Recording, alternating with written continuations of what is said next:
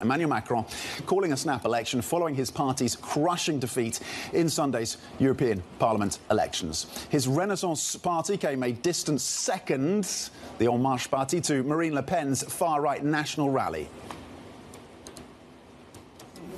This is a serious and weighty decision, but above all, it is an act of trust. Confidence in you, my dear compatriots, in the ability of the French people to make the just choice for themselves and for future generations. And Macron's German counterpart Olaf Scholz did not fare much better, with his Social Democrats projected to suffer their worst ever performance in an EU election. Bloomberg's Oliver Crook in Berlin has more on that. But first, let's cross over to Caroline Connin, standing by in Paris. A momentous event, a momentous decision from the French president. Caroline, how big a gamble is this then for Macron?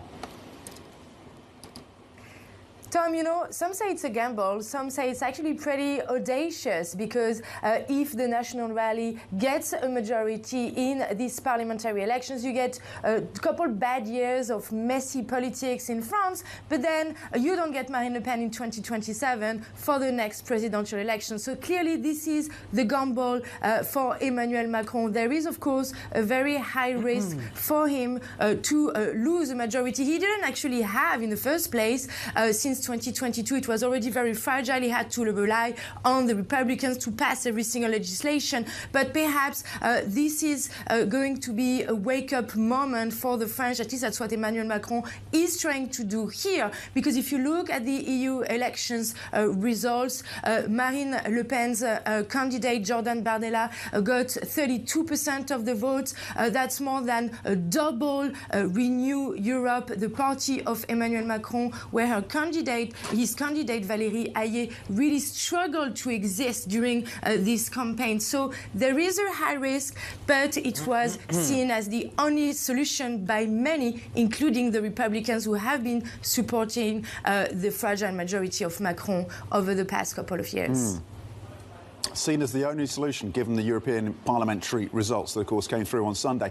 To what extent, then, Caroline, give us a sense of the appeal of Marine Le Pen across the French electorate right now? What is hitting home in terms of the messaging from her and her party?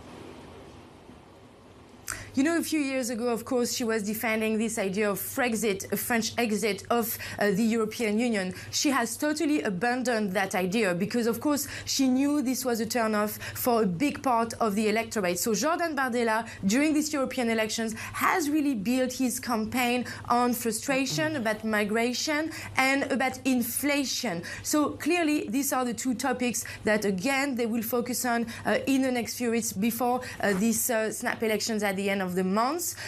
If, of course, they do manage to get a good score in these parliamentary elections, something that is called in France cohabitation could potentially happen, meaning the president is from one party and the prime minister is from a different party. That would, of course, mean a lot of a shift of policies more towards border control, migration, defense spending, away, for example, from all the climate change issues. This is, of course, something that Marine Le Pen is trying to focus on. She has tried to detoxify her party over the past few years, and she will focus again on this during this campaign for the next few weeks.